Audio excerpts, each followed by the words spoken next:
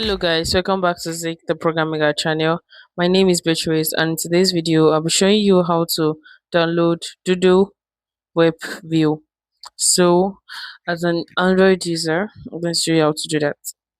So all you need to do is go to your Play Store and search for Dodo Webview, and if you can't find it here in your Play Store, then what it means is that it has not been rolled out to your region, and maybe your phone is not compatible, right? Or maybe because of your Android version, that's why you can find Dodo Web View.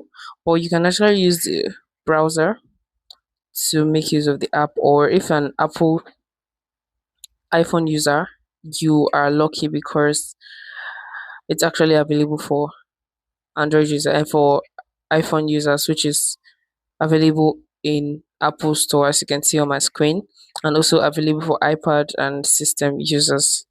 If this guide was helpful, give it a thumbs up and equally subscribe to get more info tips like this. Thanks for watching guys. I'll see you in my next video. Bye.